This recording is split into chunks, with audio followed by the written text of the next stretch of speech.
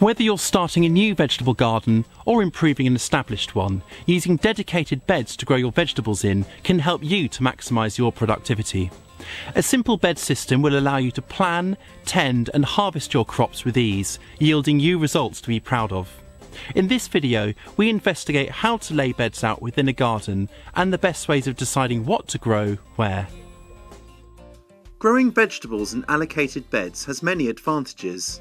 Narrow beds ensure growing areas can be tended from surrounding paths, eliminating the need to step on beds and avoiding soil compaction. This promotes a healthier root zone for your plants, which in turn boosts productivity. Soil amendments such as manures can be applied exactly where they are needed, on the beds rather than over the entire plot. As well as creating a pleasing order to your vegetable garden, a bed system will make protection of different crop families easier. For example, if you plant all your cabbage family crops together, it's easy to net them to prevent butterflies laying their eggs on the leaves. Beds make the plot easier to plan and will break your plots down into more manageable chunks. Beds can be laid out at soil level or raised. Soil level beds are very straightforward to mark out. Define the edges with string tied between pegs, then prepare the ground within. The soil level in beds will rise over time through the addition of organic matter and the compaction of surrounding paths. Edging beds offers a more permanent solution as it clearly defines the beds, physically separating the growing area from the paths. Raising beds so the growing surface is above ground level will help to improve drainage and encourage the soil to warm up earlier in spring. If kids play in your garden, it makes the paths obvious and helps keep balls away from seedlings. However, you will need to consider the initial cost and effort involved in constructing these raised beds. It should be possible to reach the centre of each bed without overstretching. Aim for a bed width of 3 to 4 feet or 90 to 120 centimetres, dependent on your reach. Having beds of equal width will allow you to customise row covers and cloches so that they can be moved from bed to bed as needed, and a narrow bed enables you to easily grow plants in blocks rather than rows, keeping weeds down and maximising the number of plants you can grow in that space. The length of your beds should take into account how far you are willing to walk to get around to the other side. For most people, a maximum length of 10 feet or 3 metres is about right. You can arrange beds in formal parallel rows to help with your planning. Alternatively, lay out beds in patterns or different shapes to create a more relaxed potager style effect. Site beds in the sunniest part of the garden, away from frost pockets. Be aware of which direction the midday sun is in and consider how tall plants might shade others. You can use our garden planner to help you plan the layout of your beds. Mark them out using the rectangle tool. Or change to garden objects to select a particular style of raised bed. Beds can be resized, copied and moved as required until you've perfected your plan. Adding a compass to your plan will help you to lay out the beds to maximise sunlight. Beds are separated by the access paths. These should be a minimum of 2 feet or 60 centimetres wide to allow for comfortable access for weeding and harvesting.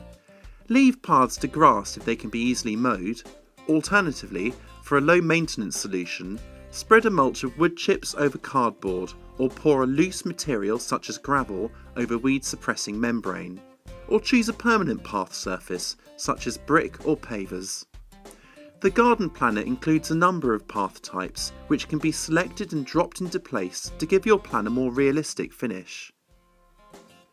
Irregular shapes can be created by selecting a texture and then adding filled shapes.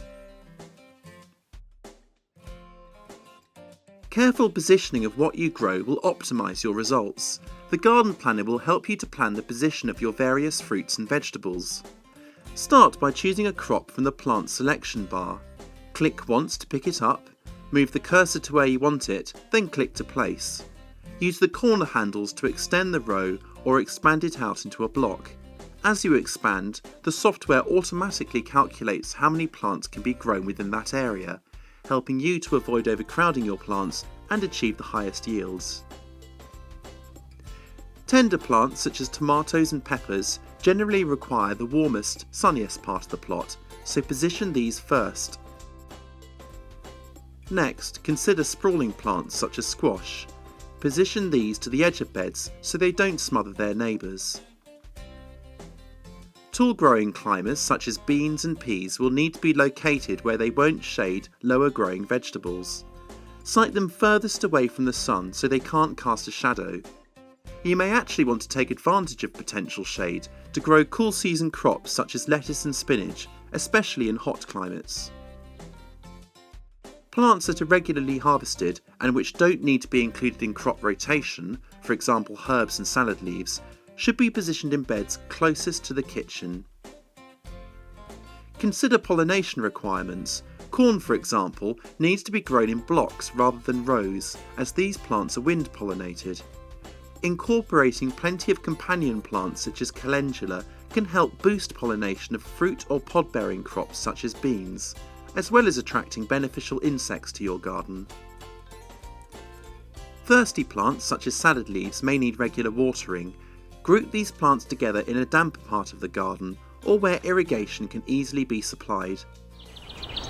A well laid out bed system makes growing easier and better organised. Crucially, it also means bigger harvests. Please share your tips for growing in beds by dropping us a comment below. And if this video has whetted your appetite for further growing advice, be sure to subscribe for more great gardening videos.